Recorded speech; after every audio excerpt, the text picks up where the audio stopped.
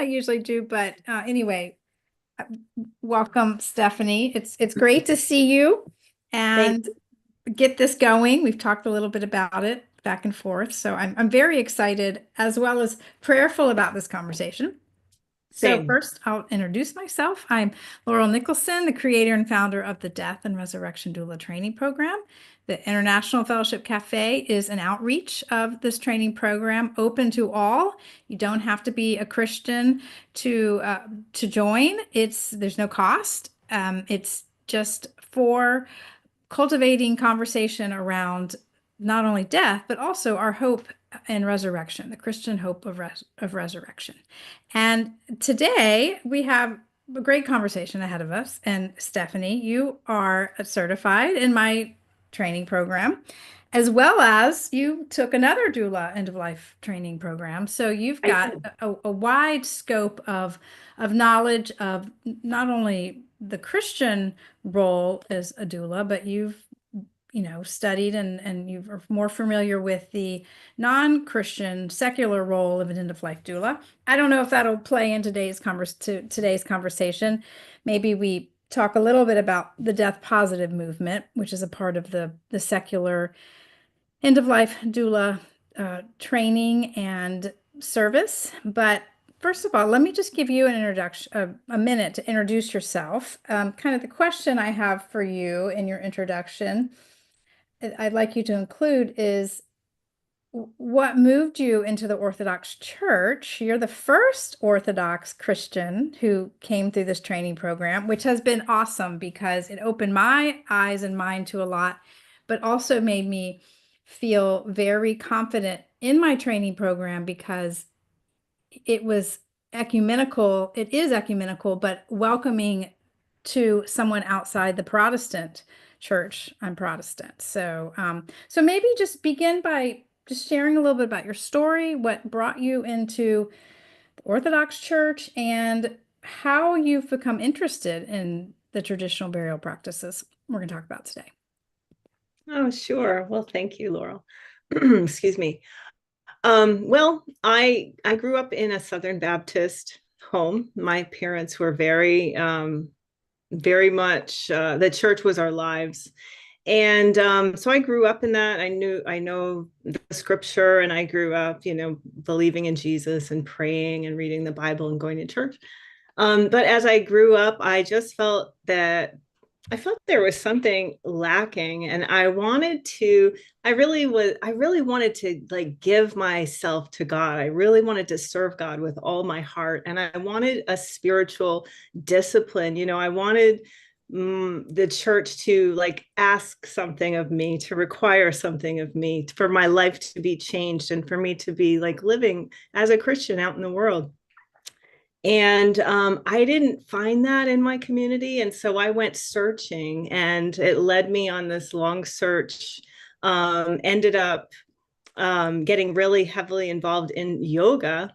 And I believed at that time that did not contradict my Christian beliefs, that I could still, practice yoga as a Christian, and that gave me the embodied spiritual practice that I was looking for.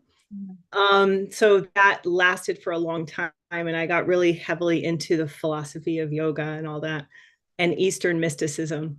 But through a series of miraculous events, I was invited to an Orthodox church and to a liturgy. And I went to the liturgy, and at my first liturgy at an Orthodox church, I believed with all my heart that is what I was searching for, that was the embodied spiritual life that what I was looking for. And I never went back. I never practiced yoga again after that day. It was a profound experience. Orthodoxy is a way of life, and so within that, it's a holistic way of living out the faith, and that includes death and burial. So in my increasing involvement with the Orthodox Church and getting to know people, I met some people in my area that were talking about this, that were talking about ancient Christian burial practices and what they were, and bringing them back to bringing them to the United States. That was happening. I learned about these women at the same time that I was becoming interested in serving and companioning people at the end of their lives. Something that I had felt called to do for a long time. And I was beginning to realize that. So it just kind of came together. And I met these women who have a burial society in northern New England, and got to know what they do. And I got to know other people around the country, other Orthodox Christians and churches that are talking about this and interested in making this making the ancient Christian burial practices something that people will at least know about and consider. So amazing. And thank you. And I have some similar experiences, not Orthodox, but, looking for an embodiment of the faith, searching outside of church practices for that.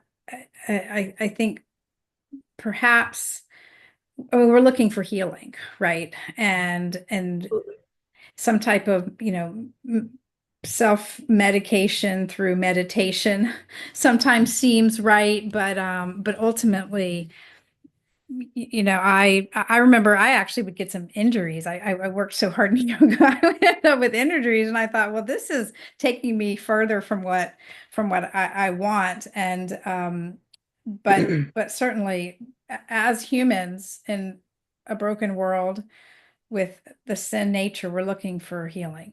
And it's you've had a profound experience of healing with the Christian tradition that you couldn't find somewhere else. So really, really fascinating. And I know a few, well, maybe not know as well as I've gotten to know you, but have touched paths with other Orthodox Christians and thought, wow, I don't know anything about it. I went to a wedding once at an Orthodox church, an Orthodox wedding. Minority Christians in the United States, is that right? yeah. It's mostly immigrants and children of immigrants from Russia, from Greece, from Lebanon, from Syria. That's the majority of it. It's not all, obviously, but so there's a challenge in the Orthodox Church to integrate into American society, where when the Orthodox overseas came here to escape persecution, holding on to their culture and their language was very important to them. Mm-hmm. And so that can be somewhat of a barrier to converts and to Americans who are interested in joining the Orthodox Church. So that's something that is, that the church is trying to figure out, how much of that cultural element to keep in place and still open it up and welcome everyone. Yes. And then one more piece of historical knowledge so people might understand. So the Orthodox Church actually split from the Catholic Church prior to the Reformation. So this schism, is it the Great Schism? I think that's what it's called. Can you remind me? No pressure, but if was this like in the 8th century? I don't remember. I think it was the 11th century. 11th century. Okay. I believe so. Okay. And I looked it up because I sort of remembered from some of my master's degree studies in seminary. It's actually over the disagreement of what something means in the Nicene Creed. Can you confirm that? Like during those councils. Yes. The Philoque, yes. I'm not sure about the details of that. I also know that there's a disagreement about the Pope, that the Orthodox Church does not have a Pope. They believe in a synodal church where there's a group of hierarchs who decide and not one single person. So that was Interesting. another reason for the split. Yeah.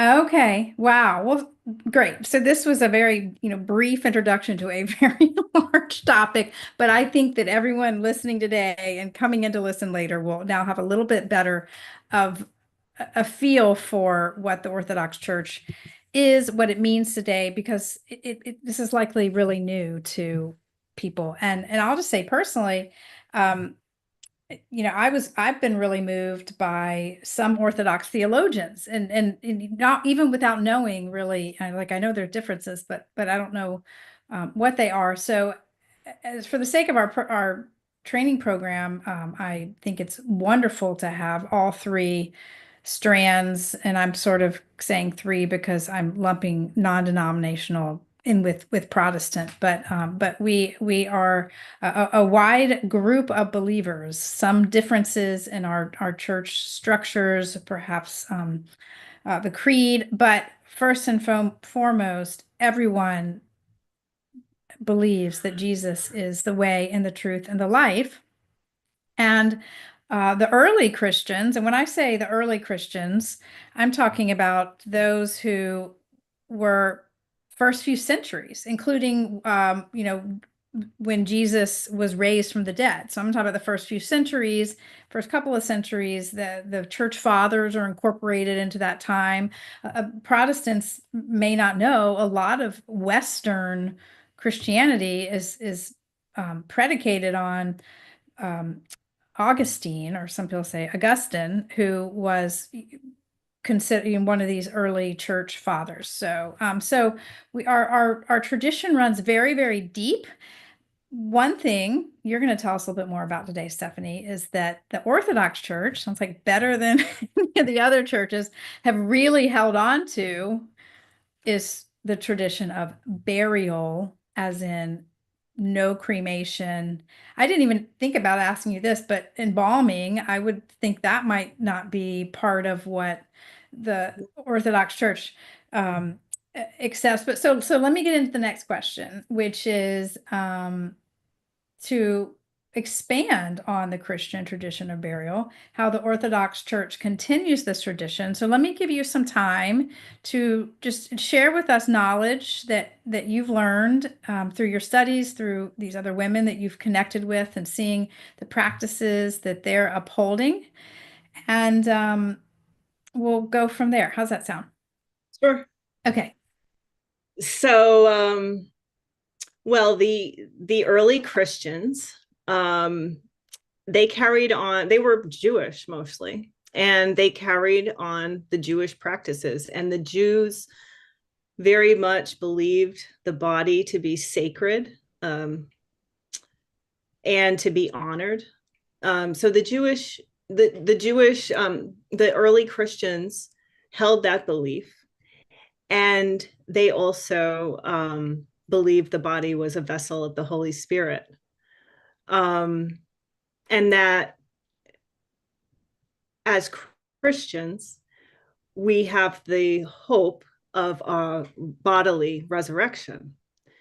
So a traditional Christian burial, which which which we think of today, it's the same as they did back thousands of years ago. It was a simple, natural burial.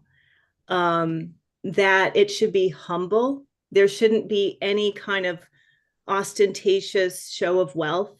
It should be returning the body to the earth from where it came,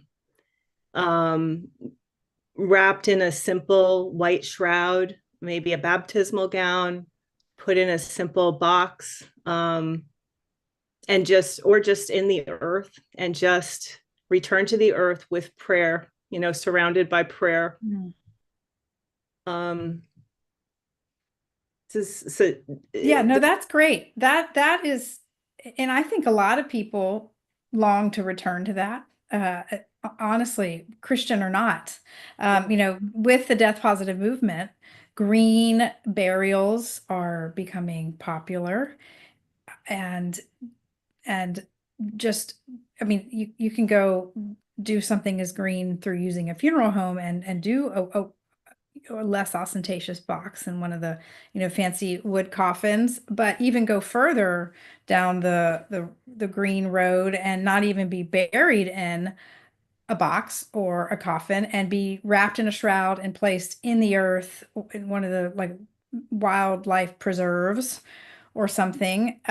So yes, becoming popular for I think a lot of reasons. The expense, the grief. Actually, people are beginning to say that the way we handle the end of life, what happens immediately after end of life with the burial, can affect the way that we grieve. And so, Christian or not, communities are moving towards more community filled, hands on burial to begin the grieving process, which I think is amazing. And if you think about God and his will, it is that we would heal. And so, I've not really thought of it from this context before, but it makes sense. That, and I truly believe that, even those who don't know God and Jesus Christ, the simple traditions that Christians hold, maybe the simplicity that people are longing for, and we just don't know. Right. Um, so I just add on yeah. to that, build on that. So within that tradition, this is what people are interested in bringing back, is community body preparation. So the faith community, and or the family would prepare the deceased body for burial by washing it, anointing it with sacred oil, having the priest come and pray over it. Mm, And while the body is being washed and prepared for burial and wrapped in a shroud, prayers and psalms will be continuously said next to the body. Prayers are said. The Psalter is read from the time of death to the time of burial. So the person is completely surrounded by prayer. And the belief is that death is a process. Death is not just something that happens in a minute and mhm, the person's dead. Death happens, it's a process, and the soul is separating from the body. And during that process, after the soul separates from the body, it's going on a journey. mm. And so we surround that soul in prayer as it begins this journey. And so this is something that we can, bring back. There are people, and there's a secular movement too, to do home funerals and to lay the body in honor in the home or in hospice or in a nursing home or wherever that person has died, and to wash the body and lovingly prepare that body for burial. Whether or not you use a funeral home or have a green burial or not, you can still do that. And we do have to make concessions because of the culture that we live in. We may have to, we may not be able to go 100% natural. It all depends on the funeral homes in your area and the cemeteries that you have near you. But there are still some things that you can do to make it more spiritual, have more depth. And like you were saying, Laurel, when you do that, it helps everyone's grief. It helps you Mm. mourn to see that body. And then in the Orthodox Church, it's an open casket. There's traditionally no embalming done. And there's a last kiss. So everyone after the funeral gets a chance to go up and spend time with that person and give them a last kiss before the casket's closed. So That's really amazing. And I'm thinking of children being able to view yeah. death, right? And then live their life with a greater acceptance of death than perhaps we've come to experience in our culture coming out of the 20th century.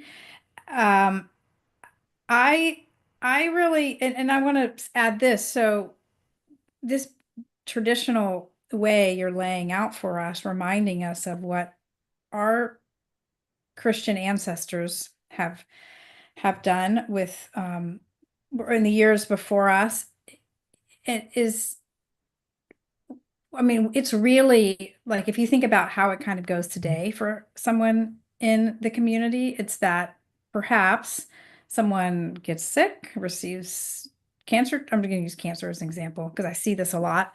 Cancer, the treatment is brutal. They start to be separated from the community because they're not a regular church attending member. I work in the church. I've worked in several churches. Very common for the pastor to be the last one to know. Strangely, but true. They say, a parishioner will come up and say, well, so and so is a little bit disappointed you haven't called. And he said, well, nobody told me. And sure enough, the family, why might that happen? They don't want to burden the pastor who has a lot of things, on their plate. So you never know a number of reasons that a person can get sort of disconnected from the community. But certainly the treatment we may choose to um, survive cancer can be, really, really burdensome, not just for the patient, but for the caregivers. And then falling away from the community slightly. First it's like, okay, well, let us know how you're doing. But then, months or years go by and it's very, very easy to be separated. Then, perhaps the person dies, the treatment didn't work. You hear, oh my goodness, so-and-so died. Nobody saw the body. It was, whisked away to the morgue, then taken to the funeral home. If they see the body, it's because it's been embalmed, which is required for a public viewing. And, or it may be that people aren't even that, some people don't want to have funerals anymore. They cremate the remains and put it in a urn and it's in storage. Or, I've seen stored urns very, very frequently. So very different, very different. So now outside of the church, as well as inside, there's a movement to reclaim this contact, this community involvement, because people know this isn't good for us. Avoiding death isn't helping any of us thrive in our life, which we think is the opposite, like a prosperity mentality, or just a very, self-driven will may say, not me, I am not going to die. But it's not true.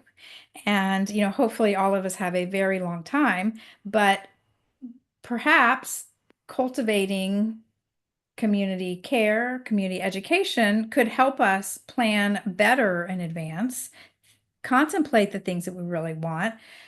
Because if you do wish to do the traditional means around burial, you're going to need some planning.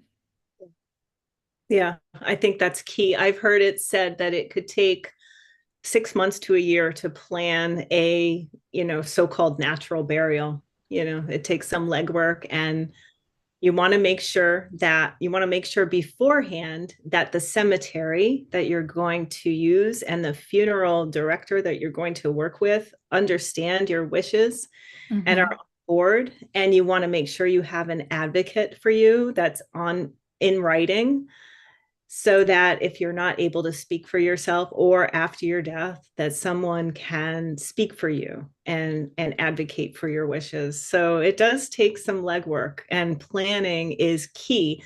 A lot of people don't want to have that conversation and talk about this. So You're right. And it sounds to me that funeral homes, I mean, they always have, they're in the business of profit, for the most part. And so, that includes working with families when the culture begins to change. Families now may want to take on more responsibility. And funeral homes, I've read and heard, are willing to work with families in this. And I think I read somewhere that, will the funeral home become, just like an assistant in helping you clear the bureaucracy, right? As Right. people take more and more agency back around the Right. burial process, and then, maybe, sort of humorous, sort of, maybe it's morbid humor, but like, you can't just put a dead body in the back of your truck because you have a pickup truck, you've got to have a Have a death transportation certificate, permit, right? yeah. There's And yes, and so when this movement started, the home funeral movement started, probably, I don't know, in the 70s or something. People could go to the town hall, and it was a struggle, and it was tough for people to accept, but it's legal for them to do the death certificate and to file the death certificate. A family member or a trusted friend can do that. And they can also get that transportation permit and transport the body if they have, the means to do so. yes. However, even though it's legal, the system is increasingly set up against that. It's more automated, it's electronic now, and it's set up so that funeral directors log in to their own account and they do it. So even though this is legal in all 50 states, it's getting increasingly more difficult to Difficult. do. So it makes sense to have a funeral director at least do the death certificate and the transportation, at least in my area. Every state might have some variation on it, but yeah. Yes. And one of the beautiful things that's happening with funeral homes is that they are required to break down the price. Like, what is included, what's it cost? You don't have to buy the whole package to have transportation. You can just purchase transportation. And so the funeral home has to list these things individually in the funeral home, but my understanding is that's becoming required, that it must be listed online as well. And my local funeral homes, I checked, and they do have their price breakdown online. So I just suggest to everybody who finds interest in this, helping families regain agency, not just at the time of death, but prior to sickness, as in any type of end of life planning, because having, like, contemplating how you may want to be buried is as important as contemplating what kind of care you want at the end of your life. It's not just, okay, here, and then I'm not going to think about that. If you're thinking about what kind of care you want, you should really just go the entire way and make a plan. And I like what you said, 6 to 12 months. We don't have to decide what we want in a week. Pray on the care we want to receive before and after death, and And build those relationships build the relationships. Yes. so And that when the death happens, you're not fighting against people. There's already the yes, understanding of what you want. exactly. And if someone decides 2 days before they die that they want their family to keep their body at home and wash it, um, you know, like, talking with a professional about this, would be a wonderful person to to talk with about, like, how can we get this done.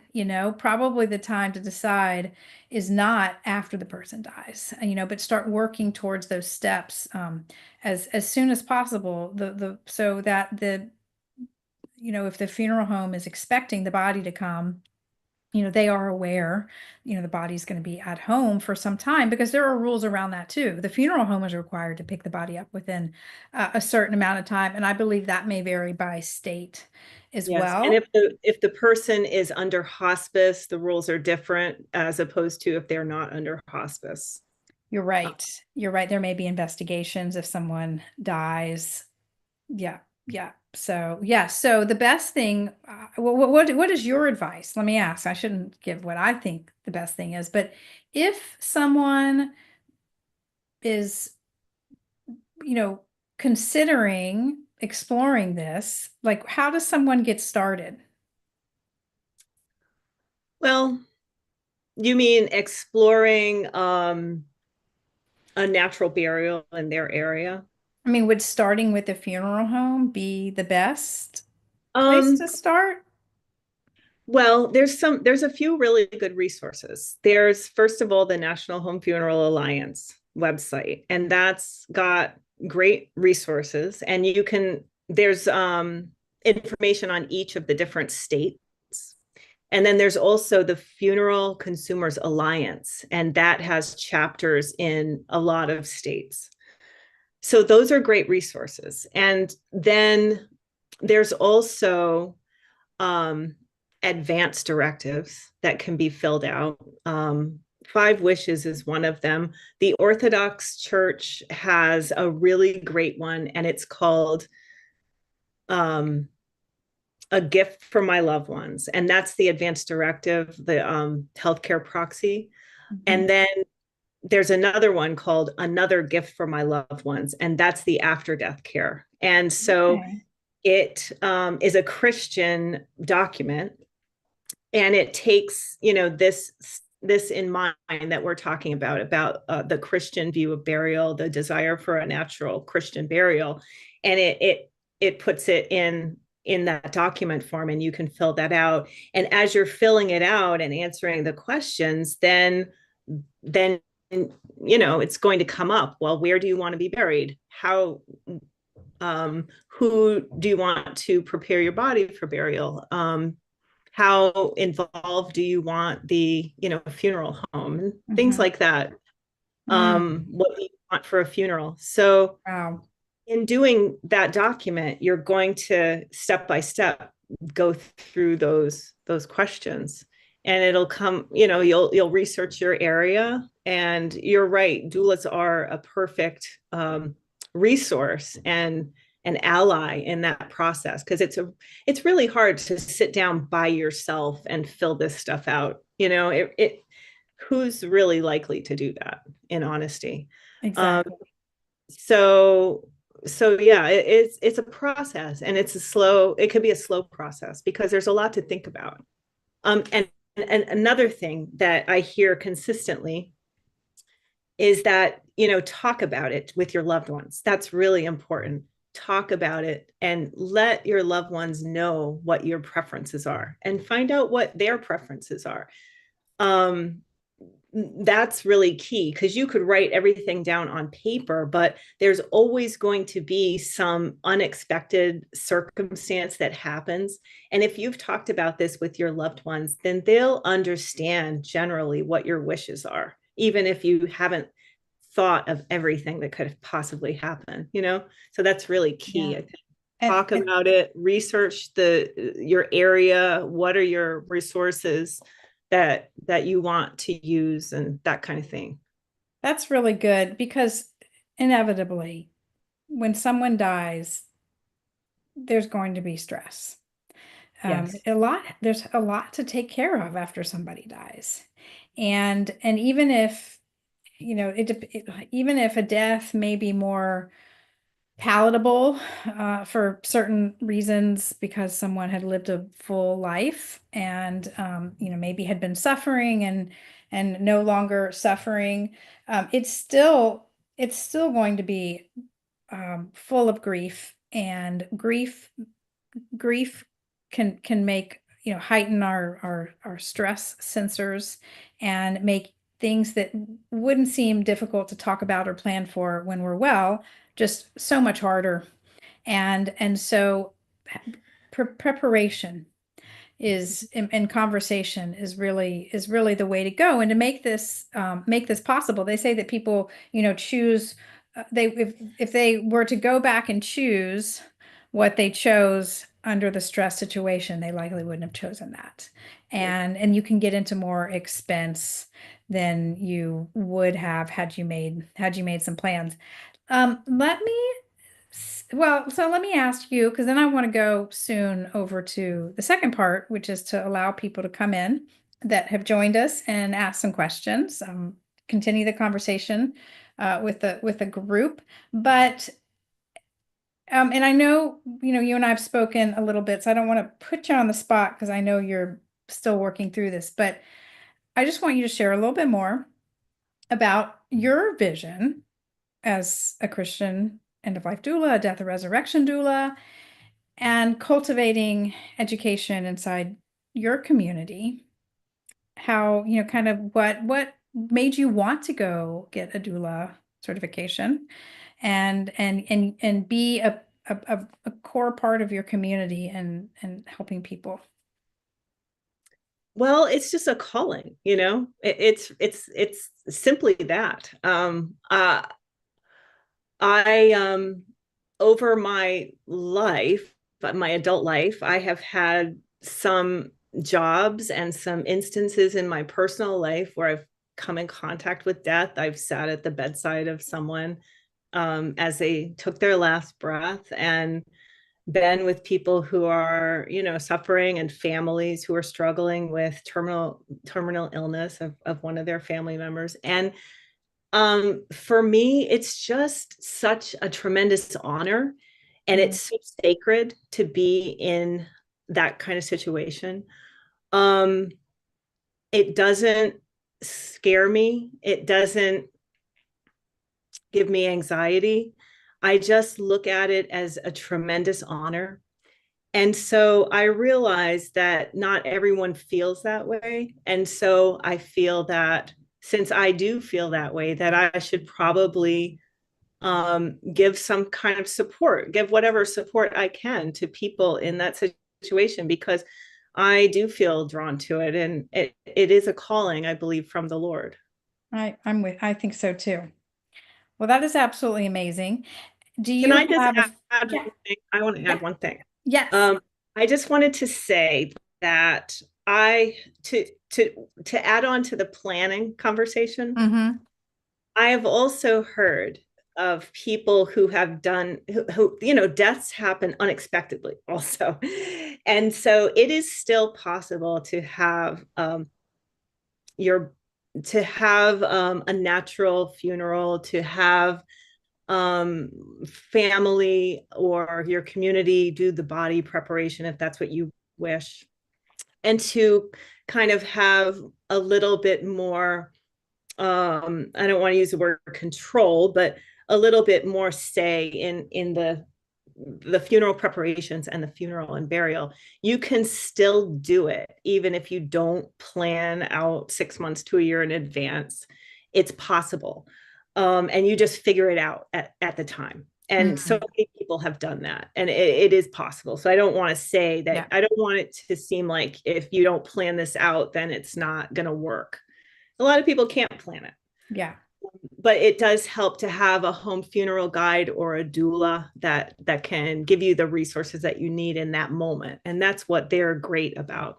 And those people, if you can't find a Christian one, you can at least have someone, and that is, you can find them through the Home Funeral Alliance. Yeah. Well, that I'm glad you added that. And it's kind of making me think of something I've actually been in my mind meaning to say, and that's so what's the difference between the Christian traditional burial and the means that we've been talking about and the secular draw back towards green burial? And what I think it is, and I want to hear what you think, is that it is our hope is placed in Christ, no matter how death happens, how burial happens, when death happens, when burial happens. One of the things I found moving through training on the secular side to be an end-of-life doula, studying the death positive movement, is some of the, like, whether we're returning to tradition or uh, devising new methods of body disposition, which is the way to what happens to the body after what people choose to have happen with the body to bury it or break it down. That I've seen a thread. I'm not gonna say it's within everything, but I've seen a thread that there may be some healing and salvation that happens in the method you choose. And for instance, um, giving back to the earth has salvific purpose. And I believe as Christians, we don't believe that. I believe we think that salvation has happened because of what Christ has done for us. We have, by the Spirit, been brought to believe it. But it's because of all things that are good, the world, picks up things that are good and makes its own plans with it. And I think that some of the natural um, yearning for, or the yearning for return, is like you can give back to the earth. So there's still some type of atoning. I guess that's what I'm looking for. That, I've also heard it said that, there are certain methods that might be less um, appealing to Christians because of the way the body is treated, and so as Christians, we're likely going to take a different point of view on our burial than a non-Christian. And I'm not like, I was doing some research before we jumped on today, and just reading more widely about Christians and, cremation, for instance, which is not something that the Orthodox Church accepts. The Catholic Church does. The Protestant and non-denominational churches, they do. But I'm thinking more along just the lines of the more creative we get. Now you can take your cremated ashes and have them made into a vinyl record or into a diamond, and wear it as like wear the diamond as a pendant. And I'm certainly not, criticizing, anyone that's a believer that, wants their mother, on their necklace or something. I'm just saying that, I don't fully know the answer or really exactly what I'm asking, but I do think that, um, keeping in mind where our justification lies will perhaps help us as we consider our choices. I don't know if that came across well or not, but Yeah, totally. Some thoughts as you were talking was that I do see that as well as like there's this sense of virtue, of giving back to the earth, and of the green burial movement is like a way to show your virtue. Mhm. But as Christians, our virtue is in, serving Christ. We develop Mhm. virtue by living for Christ. So our focus is totally different. Right. We want our bodies to come in contact with the earth and decompose naturally, not because we're giving anything to the earth, but it's because it's just part of the created order. Our bodies are made of organic material, and Mhm. they break down, and after the soul leaves, they break back down, and it's not but I agree that I see in the death positive movement and in the secular, green burial movement, there is this emphasis on giving back and doing something to preserve that memory. As Orthodox, we just had we're in the beginning of Lent, as everybody is, and we just celebrated what we call the Sunday of Orthodoxy, where we process around the church with our icons. And in the Orthodox Church, we are all icons of Christ, and we are to be honored, and our bodies are icons of Christ, and they're to be venerated and treated with honor. And so that's really like where the Orthodox are coming Mm. from. Well, thank you. And I mean, I could keep talking about this. I think it's really fascinating. And I, personally wish I knew a little bit more about, maybe the Reformation and why maybe the break with tradition, accepting cremation, some of those, where some of this changed, because I really don't know the history. And so I'm not even really, that well prepared to ask a lot of the questions that go through my mind. But anyway, Stephanie, thank you. And Sure. Can I add the one thing about the saints that we were talking yes, about? Um, yes. also in the Orthodox Church, there are times when, like, the after a body has been buried, if that person has lived a saintly life, a holy life, as evidenced by, miracles surrounding that person and Mm. answers to prayer, that body after some years is exhumed. And there have been many, many, many bodies that have been exhumed, and the relics, the body was incorrupt. And so that person would be a saint in our church and someone to be honored, Wow. because of their, great example Wow. of a holy life. And so, you know, from the Orthodox point of view, if you embalm or if you cremate, how are we going to know if we have a saint? So Interesting. And so before I open up the room, I'll close on this point. So one thing I read about at some point in seminary was like early Christians, they wanted to be buried near martyrs because there was something they believed there was something, powerful about that. And absolutely. so it's so interesting. I mean, I think, And God works through the physical world, and he works through our physical bodies. And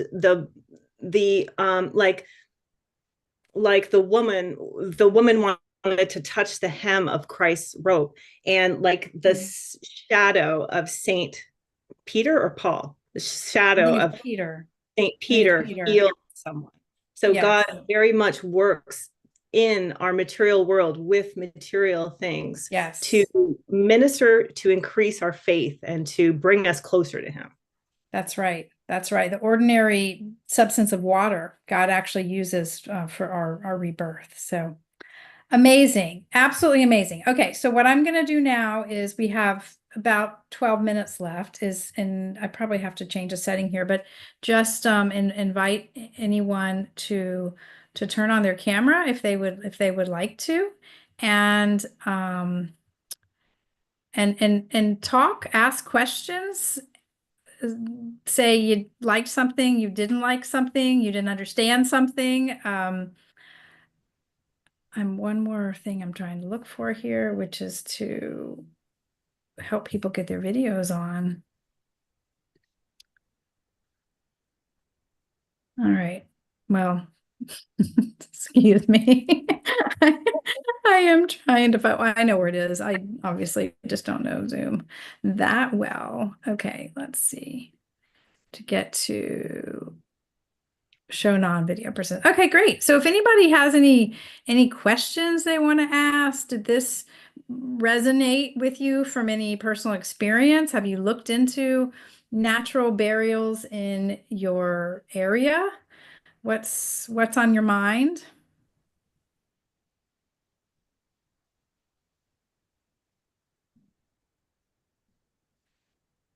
Well, Stephanie, I wish I'd heard this or knew about this, because I was there when my mom died and she was in my house and they didn't come get her for a couple of hours.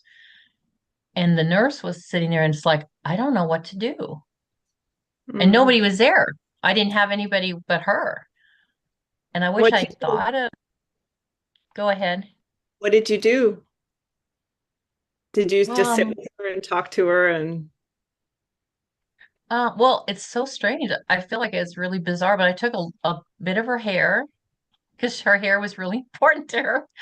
And but she wanted to be she wanted to donate her body to science. She had COPD and she really abused her body throughout her life and she died early. So she was cremated and took her ashes, but you know, yeah, I wish I'd known. This was about 13 years ago. And it was sad because I was hoping that there would be some kind of well, the community. It would have been nice to have some community around me.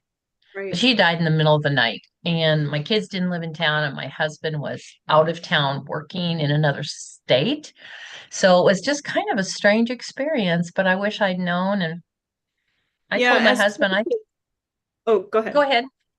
I was going to say, as churches, we can have communities and small groups within the church that will go in at times like that and just read prayers or sit and have a cup of coffee with the person, talk, wash the body, and just to either spend time with the family at the person's bedside, or to just take care of practical household matters and let the family sit in there with their loved one and grieve.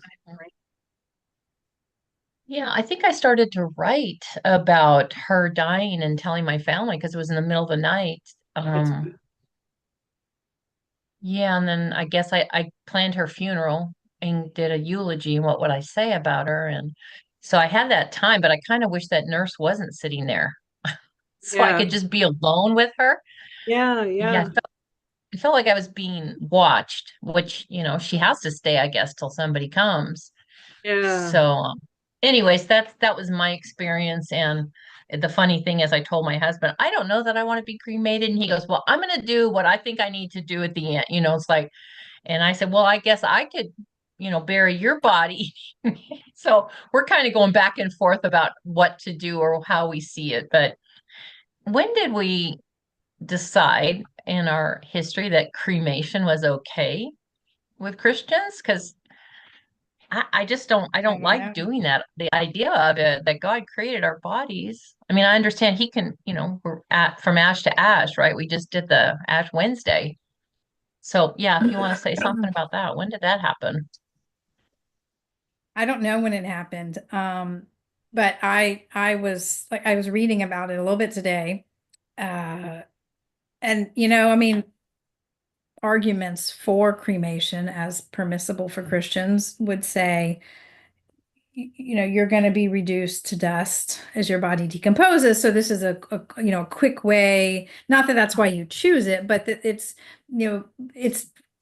putting the body in a form that will naturally happen just in it's a more rapid process. But I really, I don't know. I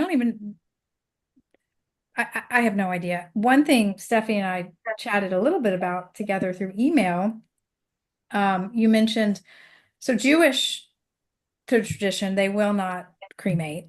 Right, The Orthodox Church won't do a funeral for someone that was cremated. right. And the practice of cremation in the early turn of the, I guess, century into, the early church was a pagan practice.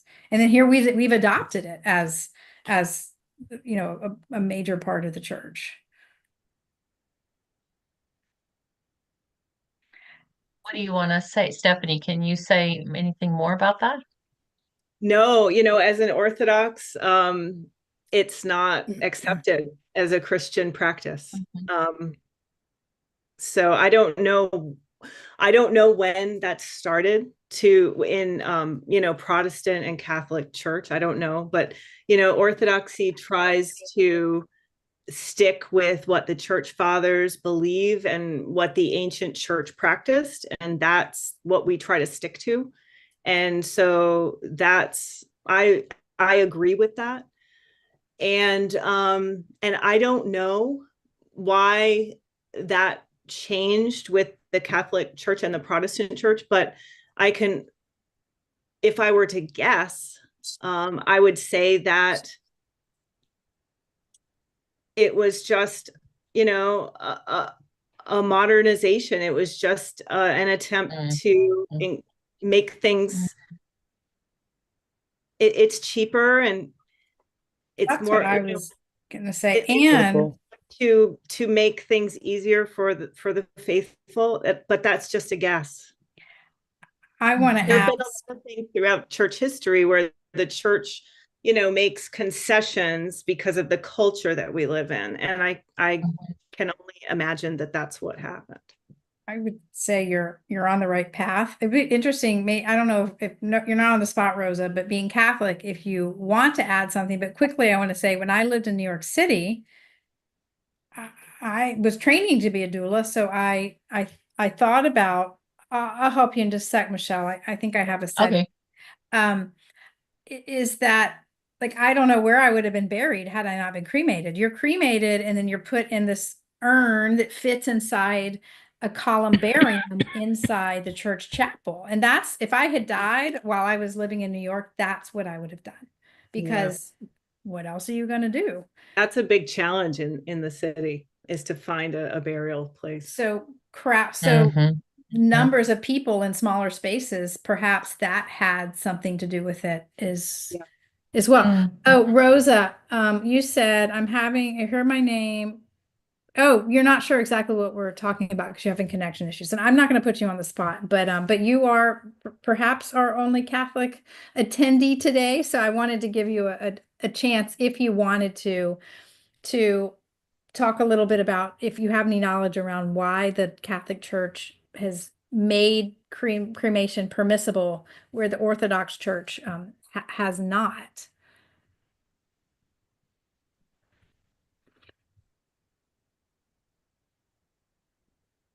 There you go.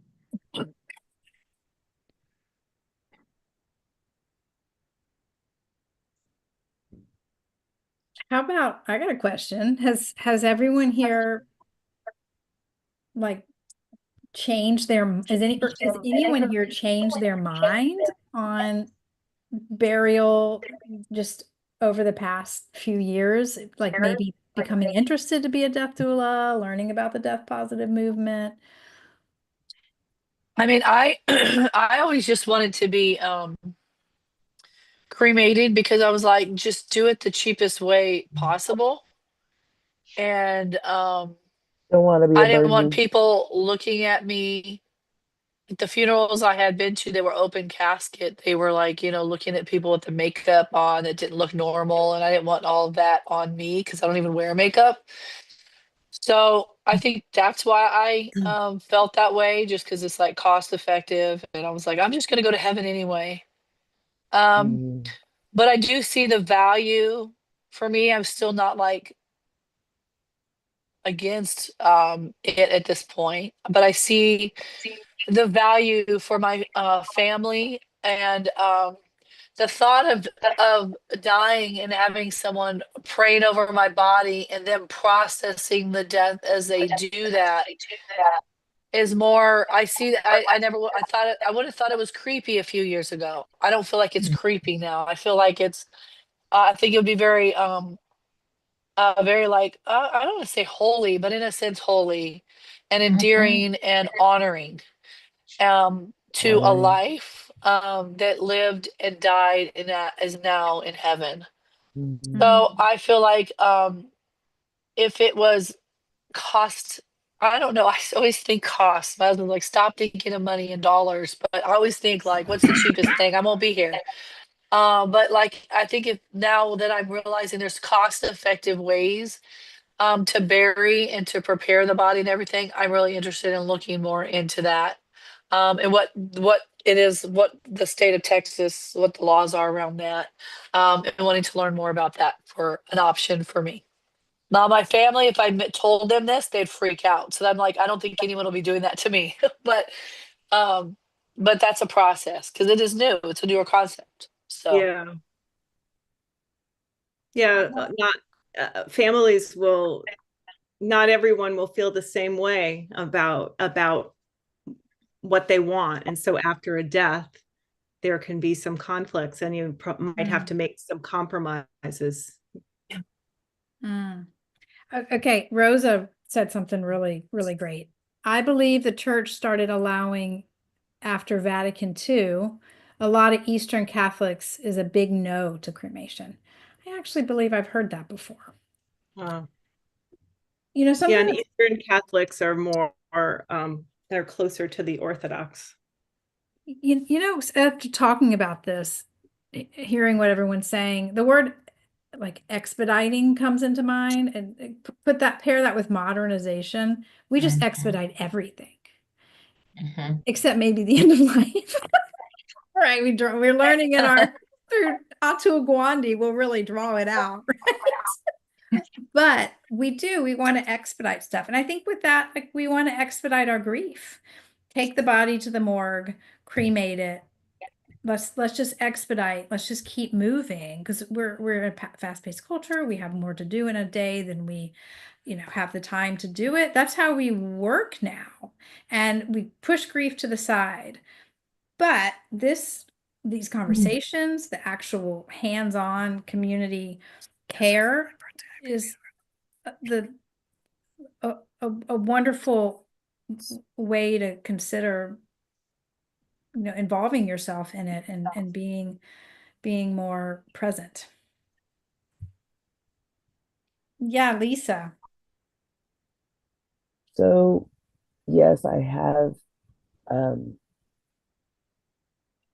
kind of opened my thinking to different possibilities since being involved in this.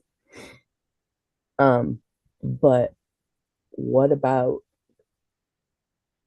like, my husband was cremated because that's what he wanted. So what do you do from that point on? It's already done.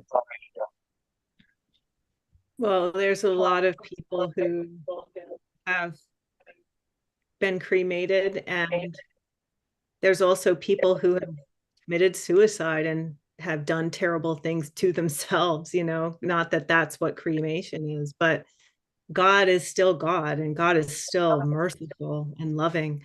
And in Orthodox Church, we have a tradition of praying for the dead.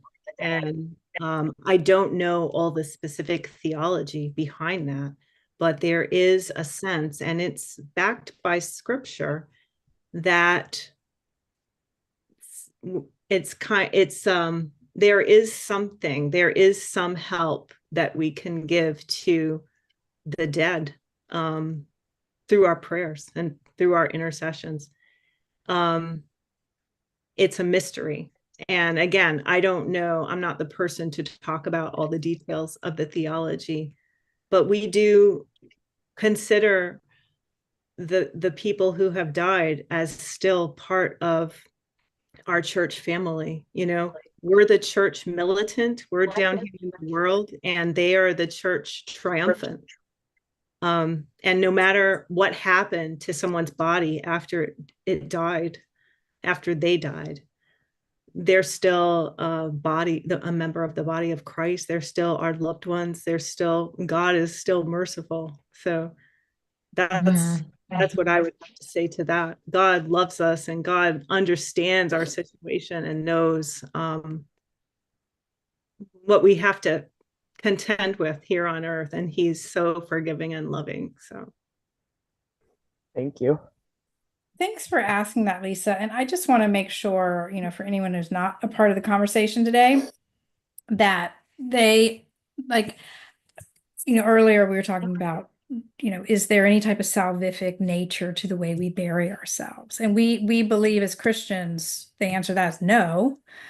We have been saved through one thing, and that's the work of Christ on our behalf. And so, like, when we're raised from the dead to the great day of judgment, I mean, I'm not an expert in church theology, but I would not glean that our body disposition method is a part of our judgment. I don't think the Bible speaks to that the way in which you choose to dispose of the body is sin or not sin. Like, I don't think that it speaks in that way. I don't know that I even was thinking of it like that, like on his end of it, but on mine. Like, is that something that I need to make amends for, ask forgiveness for? I don't know. Yeah. Well, God knows what's in our hearts. That's the important thing, I think. Yeah. Even if, like, even if, I'm not saying this is you, Lisa, but even if, looking back now, someone would think, oh, wow, I would have made a different decision had I known, that's, you don't get, you're not at fault for what you didn't know, and again, Right. I'm not Yeah. assuming that you Yeah, feel that's that way, true. or putting that on you, but I believe that God knows what's in our hearts and he honors our good intentions. Mhm. I actually had a client who was, well, he he went to my church, and his sister, Episcopal, his sister was Orthodox, and he died. In his directives, he left that he wanted to be, or in his will, he left he wanted to be cremated. She would not do it. She had, and the funeral director was absolutely fantastic. He, and what I mean by fantastic, she was very difficult to deal with, and a lot of people just wanted to say like enough. But her grief was so intense.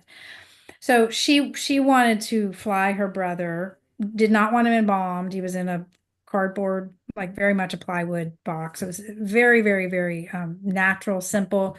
So I think he had been dead a couple days in the house, and then by the time she got there, I think it had been 2 weeks. And then by the time she was there for a week, by the time we had the funeral, it was 3 weeks and not embalmed. He was in this box. She had him shipped to California, buried, and because it was of utmost importance to her that he be buried where the family was. So she went against his wishes, because and I mean, I'm not criticizing her, I'm not condoning her, I'm just telling you a fact that happened. She had the resources to do it, I guess. That's probably quite expensive, where cremating him locally would have been a lot more simple and cost effective. But I think for her, dealing with the suicide, like to move to cremation, what she